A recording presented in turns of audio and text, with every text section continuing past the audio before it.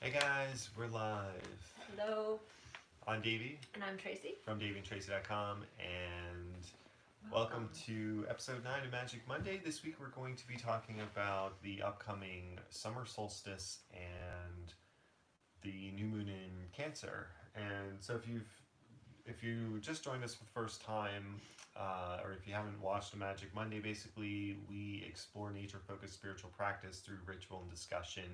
We are live every week at 10 o'clock Eastern Time. Mm-hmm. And Yeah, we're we here to help you kind of just connect to yourself, to reconnect to your happiness, kind of get a little Monday morning peace and calm. I know Mondays can be a little um, disruptive for a lot of people, so this is a way to kind of help start your day on a positive, or your week on a positive way. right. So Tracy and I have talked a lot about over the last couple of weeks about the format for this Magic Monday, which is kind of evolving based on the feedback that we're getting from you. And if you have any feedback for us, we'd love to hear it. I think what we're going to try to do is shorten this format a little bit, Mm-hmm. and also incorporate more, like, kind of, we've always oriented around the moon phases, but we also want to bring in some of the the wheel Other of the elements. year that helps us connect with nature into this. So today's episode, we are going to be focusing on Litha, or the summer solstice, which is going on this Saturday. Hey Sarah, happy Monday. Hello. So why don't we get started? Mm-hmm. Okay. So I'm gonna light our Unity candle. This is our candle theme for the month of June. It's a fitting candle for the times we're going through right now. Unity. And we're gonna take 3 deep breaths in through our nose and out through our mouth.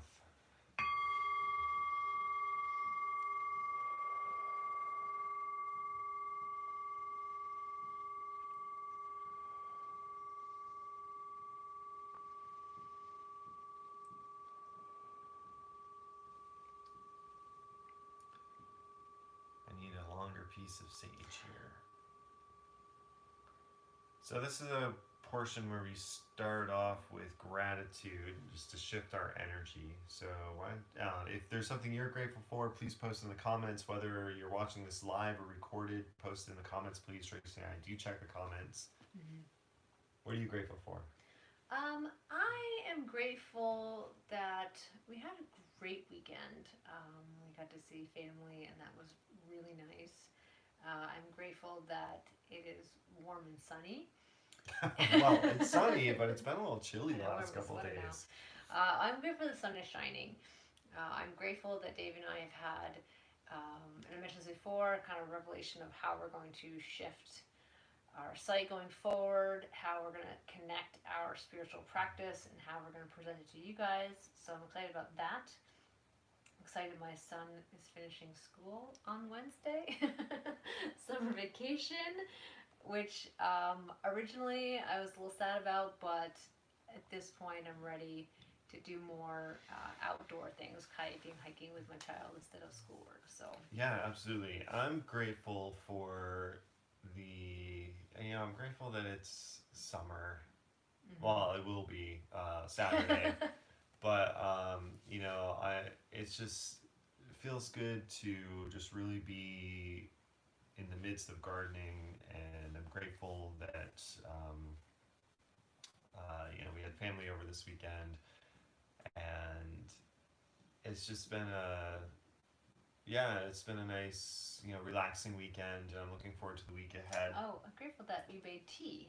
Oh yeah, yeah. So A new we've tea. started making tea from the plants from our herb garden, and so this weekend we made lemon balm tea, Mm-hmm.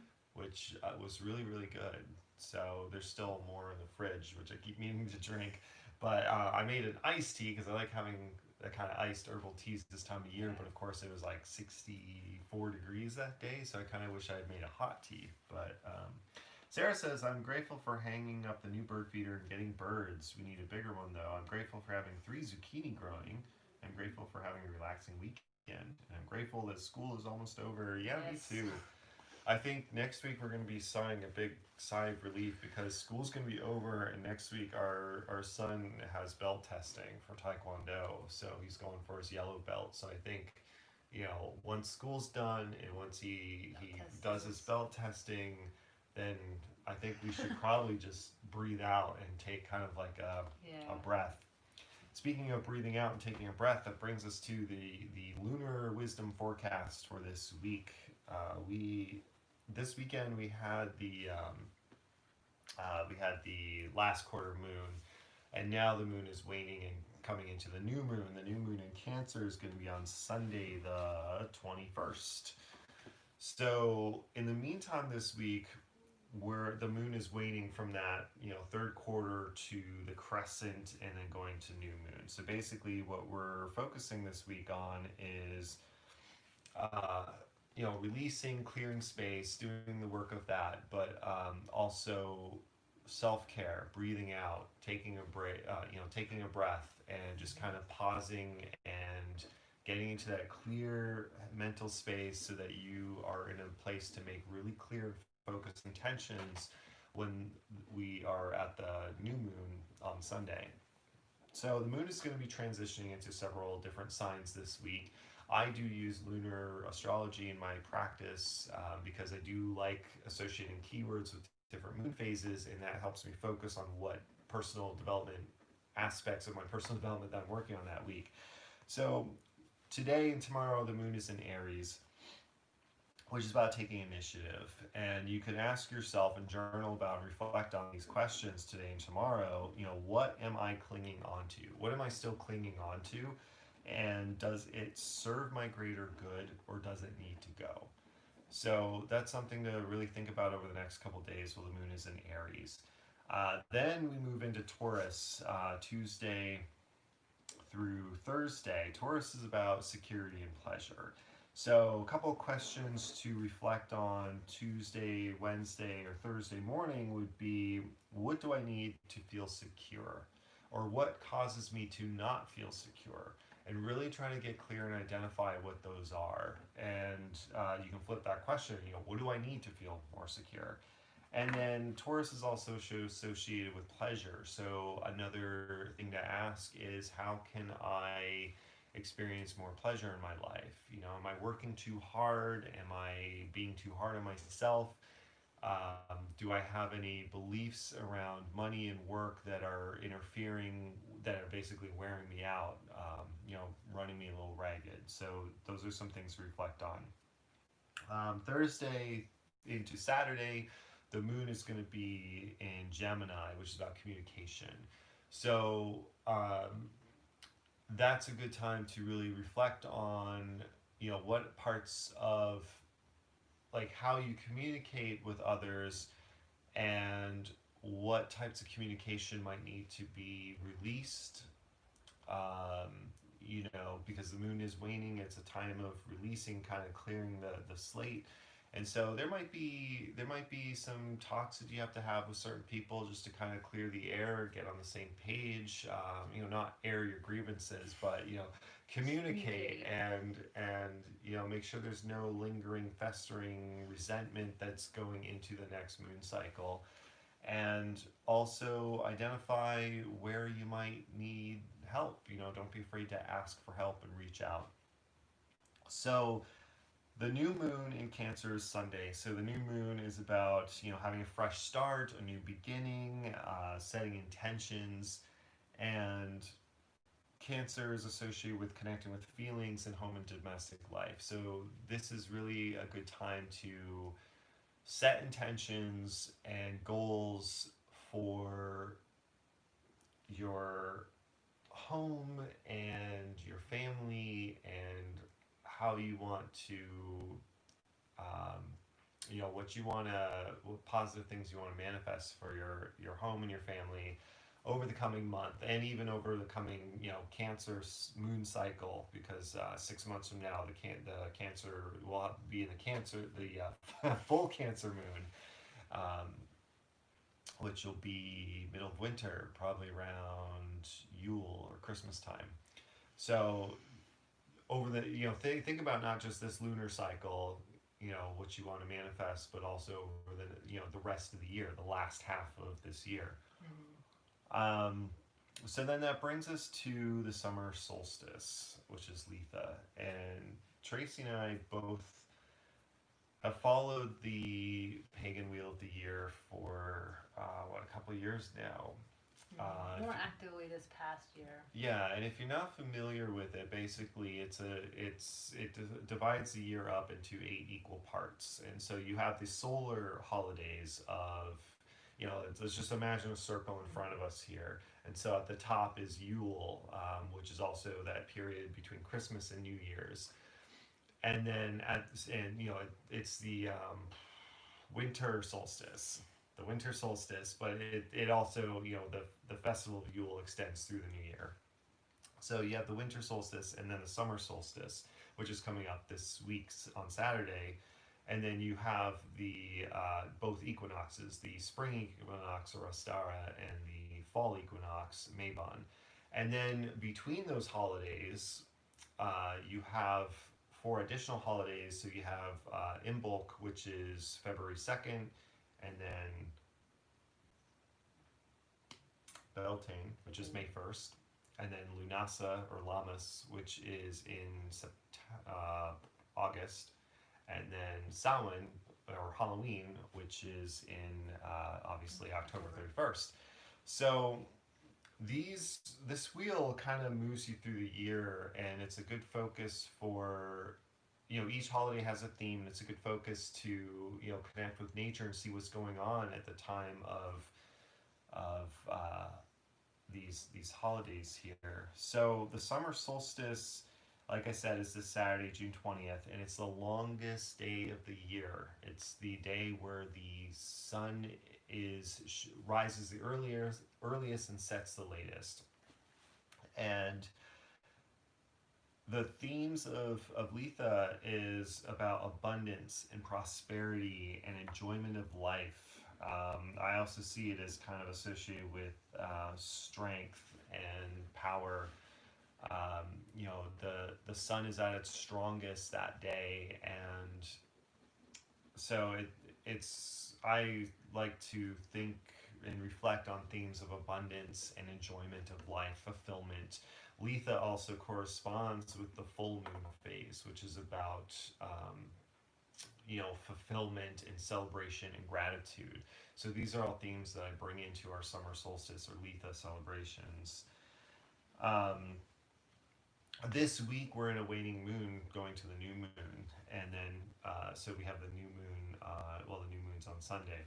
But I kind of see this week with a new moon moving through these 3 signs that I discussed previously as basically asking us to clear the slate and make space and put ourselves in a good frame of mind so that on Saturday when we experience the summer solstice that we are in a place to fully embrace life and gratitude for what we have and enjoyment, you know, get that little Taurus energy of seeking pleasure and being grateful for the security that we do have in our lives, you know, the things that do make us feel safe and loved and supported. If, you know, the couple things that Tracy and I will do for the summer solstice is, you know, we like to decorate and work with certain herbs and crystals and things. So candle colors that we like to burn would be gold, green, orange, yellow, blue. These are not only just candle colors, but just colors, you know, colors to incorporate into your attire or around you. That all represents the summer solstice. The summer solstice is a solar holiday, so any kind of representation of the sun. Oh, no, low battery. Can you plug my thing? Yes. Tracy needs to plug in my battery. My phone. Quickly. I need to get a new phone because I don't have a lot of battery life on my phone these days. So then herbs that we like to work with, we do have St. John's wort that grows wild around here. That is like the ultimate herb to harvest on the summer solstice. It's generally at its peak right about now. So that's probably something that I will harvest and dry. And you know, St. John's wort is associated with boosting mood, and I see the summer solstice as the ultimate day for like, the height, like a high mood and that gratitude and celebration. So I feel like harvesting it on that day and then having it to use throughout the rest of the year helps bring that summer positive energy into your life throughout the rest of the year. But other herbs that we'll work with is mint, like any kind of mint, lemon balm, anything in the mint family. Thyme, chamomile. My chamomile is about to bloom right now. Lavender, calendula, any flower. It's a little early for sunflowers, although sunflowers are associated with the summer solstice. If you have early sunflowers, you can, but my sunflowers around here aren't going to bloom until closer to August. But two other plants I do associate with summer solstice is the oak and holly, and I really like the mythology of the oak king and the holly king, where at the winter solstice the oak king defeats the holly king, and the days grow longer and the sun grows in power and the earth becomes becomes greener, more abundant. But at the summer solstice the holly king defeats the oak king, and that starts ushering in the darkening days and as we slowly move into winter. So I also incorporate elements of oak and holly into my solstice celebrations. At the winter solstice, I'll have a holly leaf on my altar and I'll place an orange on top of it to represent the conquering of winter and the rising of the sun.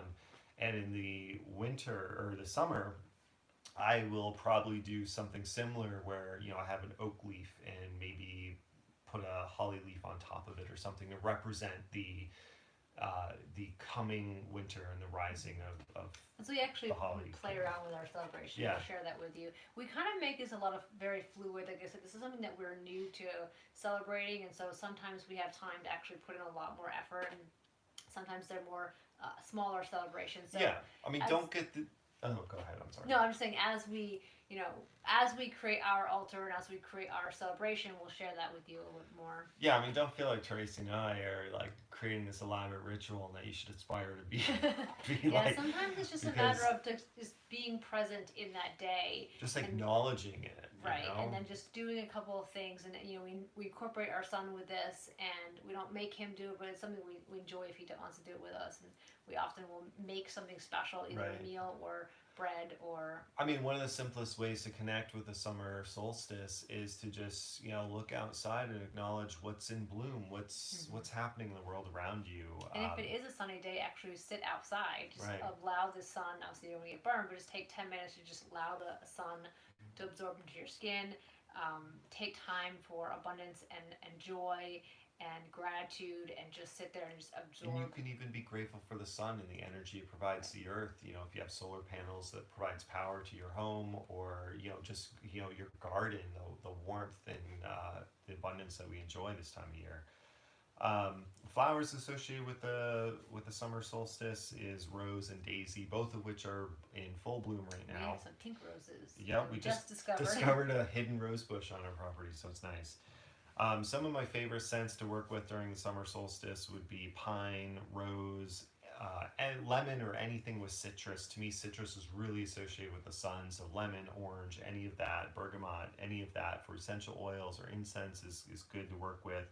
Of course, sage, lavender, cedar, and frankincense, which is generally associated with winter and the holiday season, or Yule and the winter solstice. But frankincense is an incense that really, when I burn it, I feel burn it or diffuse essential oil, I feel this, that has a sense of calm, and it does put me in that focused meditative space. So it's a good essential oil or incense to use during any kind of moon ritual or any kind of season where you want to connect with your intuition and just kind of have some calm or connect spiritually.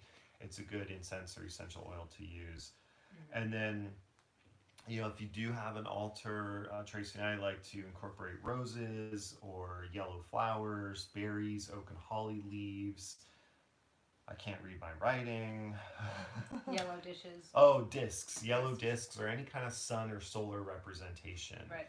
Again, this doesn't have to be this long, this massive altar. We have actually just a bookcase in our dining room. It's the top and of the bookcase. Just the top of the bookcase. It's high enough that when we look out, we see it, and it's in a high traffic space that we always walk by, and that's the key. Is that this is a place where you can go and just stop and reflect. So, and replacing it often is key too. Right. So that's something we will work on, because the summer solstice is Saturday. So throughout the week we will probably take some time to get out in nature with our son. This is an activity we often do, is go find things for the altar for the day. And I'm glad you said that too, because you don't have to like try to build up everything on the day itself. I kind of see the solstice or any of these holidays as kind of like several days before and after. So the week leading up or even the week after. And actually, the actual summer solstice in your area might not be Saturday the 20th. It depends on your latitude and where you live, because up where we are, our solstice is probably not going to happen until a little bit after the 20th. So if you look at your sunrise and sunset times in your area, you might find that the actual solstice in your area and your latitude is a few days before or after the 20th, which is kind of like the calendar solstice. Right. So you don't have to, if you're busy that day or you miss that day, you don't have to be like, well, I missed it. No, you can do it any time during that period. Right. But also, like I said, taking the week or a few days prior, just gathering a few things here and sort of making that altar is a good way to make it more of a festivity, as opposed to just, okay, I put everything on the altar, I do this ritual, and then you're done. Again, something that we incorporate with our son. So in the fall, we do it a little bit earlier, because we go on a few nature hikes. Now that it's summer, we don't obviously want to pick up, because we don't have like dried leaves and stuff, but we'll try and take a few days to just everybody gather something or a couple things, and then we bring them together and we kind of say, this is what represents summer to me, and we all place them together. Right.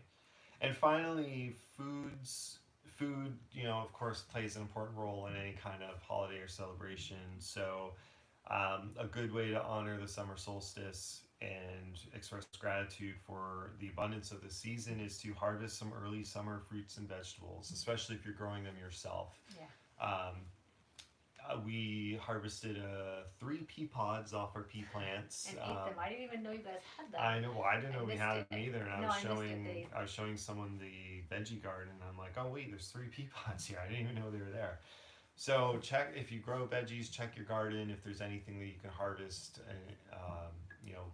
harvest them. Do so, and just express gratitude for the abundance of nature the sun, especially the solar energy this time of year, that makes plant life possible.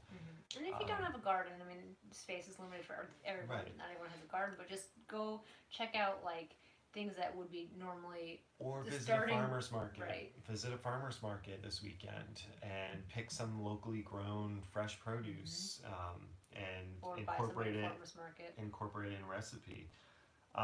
If you grow any kind of herbs, or if there are herbs that grow around you, harvest them now and make a tea, or incorporate them into your cooking. And like I said, lemon balm tea. If you have lemon balm or grow lemon balm, that is a wonderful tea to have this time of year.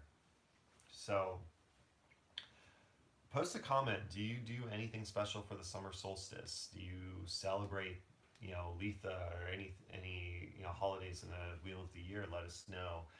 And we do want to do more. We want to share more content around these holidays that we celebrate.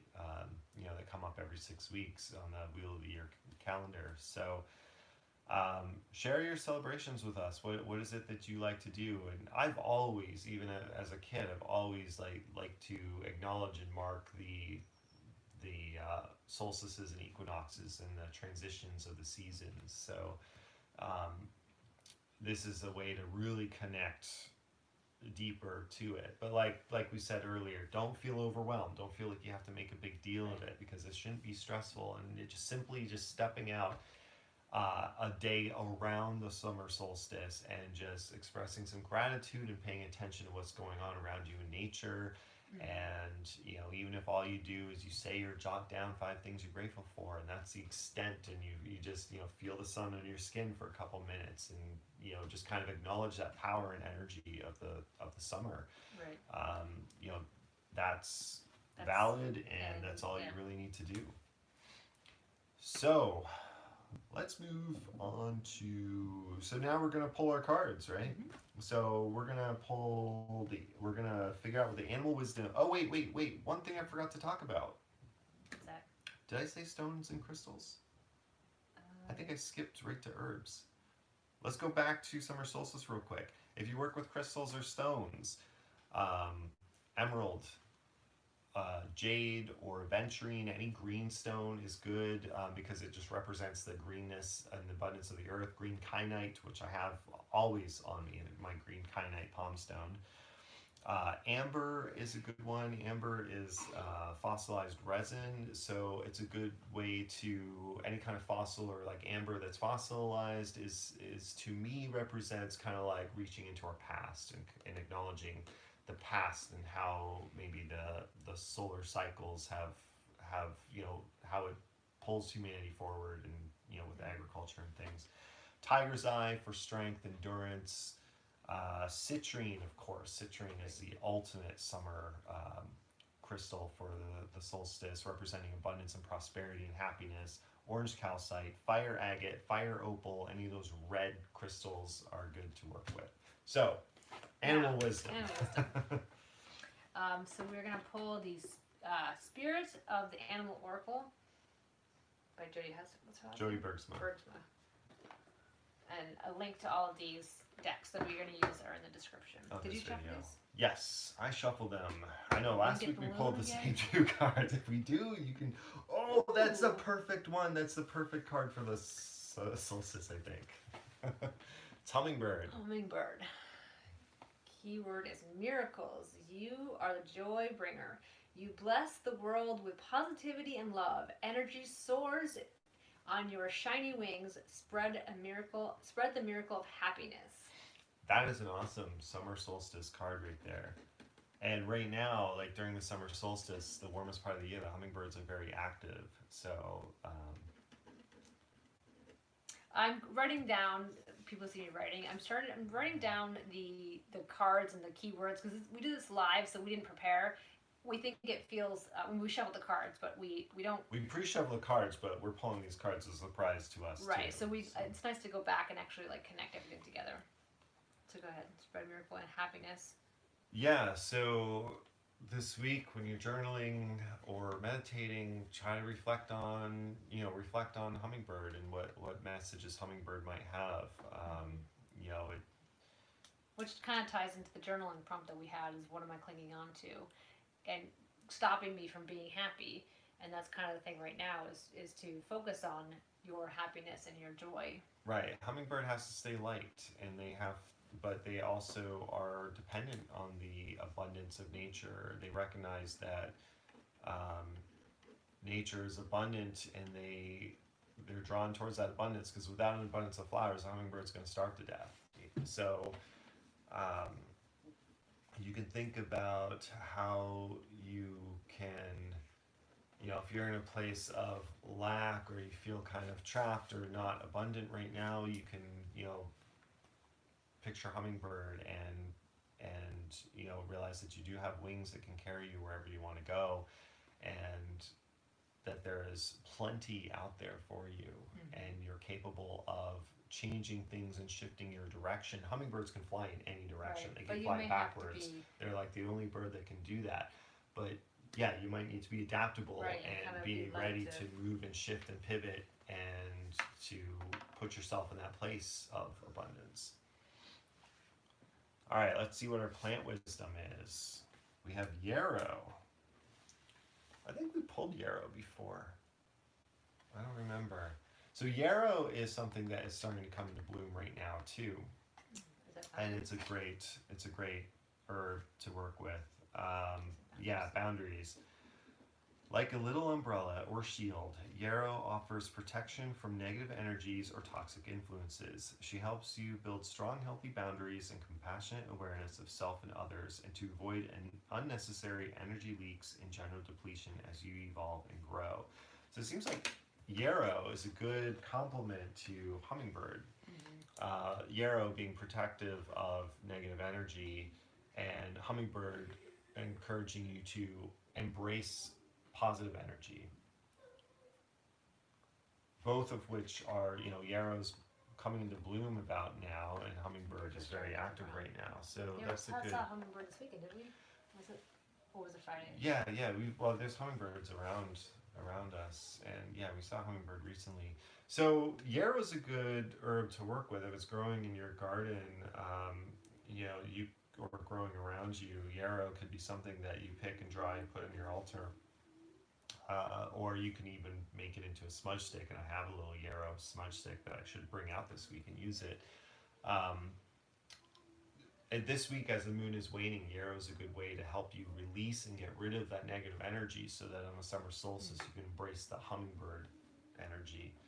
Before I pick the tarot card, I'm just going to move these moon cards over to the new moon and Cancer card. I don't know if you can see that or not.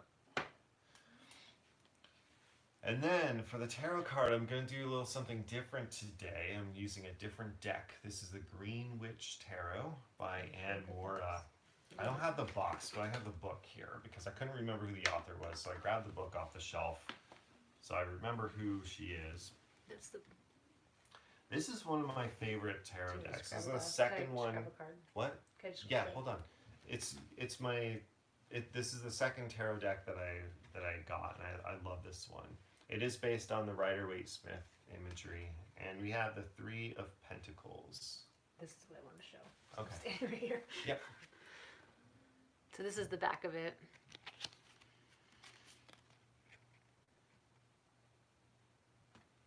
So the Three of Pentacles is associated with that kind of, coming into your own, that kind of like mentor relationship, or acknowledgement of your talents and achievements. It's kind of a fitting card this time of year as children are graduating from school, moving on to the next phase of their life, but also we're coming into a new moon, which is a kind of a fresh start, and all the work that we've done up until now we can draw on to move into that next stage, into to set intentions and move into that next part of our life. The summer solstice also representing fulfillment, and so the Three of Pentacles is that kind of being on the verge of fulfillment, the putting in the work and the training and having that experience, and kind of building on your experience, getting ready to move on to the next phase of life. There's a couple water themes in here. I know this card has cattails and reeds, as well as heron, both of which are aquatic, and it is fitting going into the new moon in Cancer, which is aquatic. I'm just going to look up in this book real quick and see what she says about the symbolism of the heron and the reeds. So reeds represent learning, concentration, focus, confidence, and talent. And the heron in the card, it's a symbol of learning, knowledge, opportunities, and skills.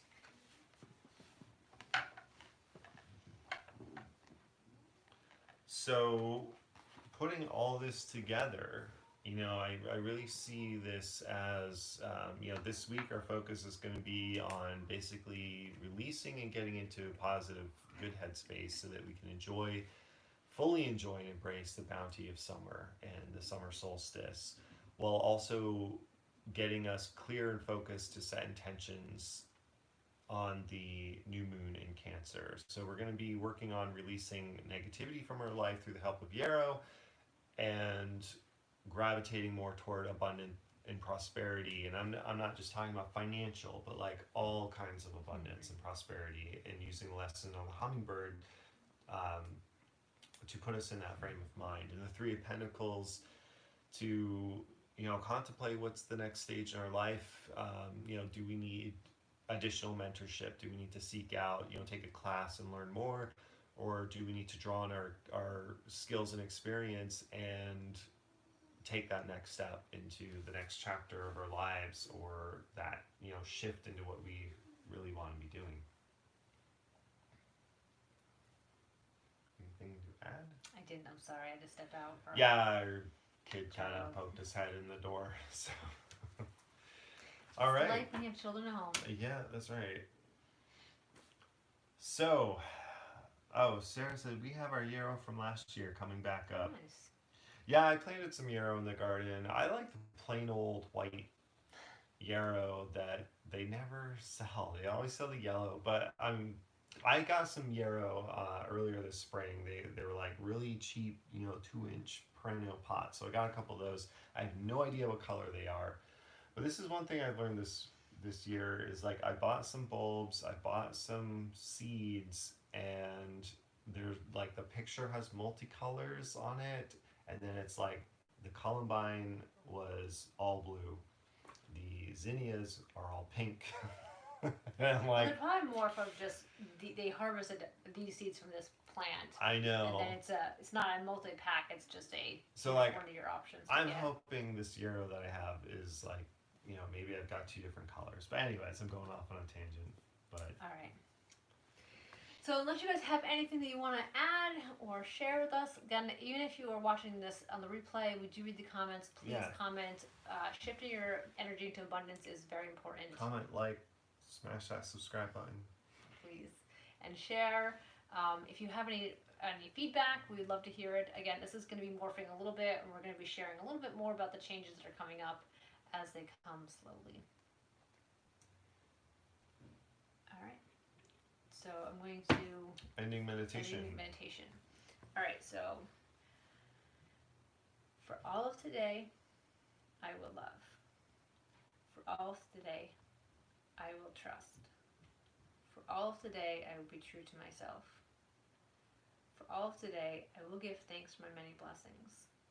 For all of today, I will be kind to my neighbor and every living thing. And 3 deep breaths in through your nose, out through your mouth.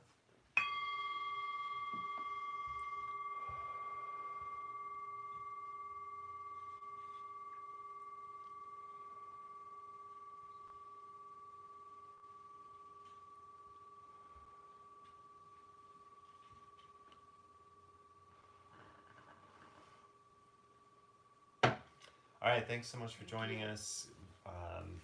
We hope you enjoyed this and take something away to incorporate and, you know, acknowledge the summer solstice.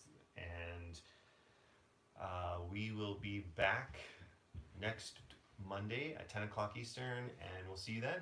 Have a great week, guys.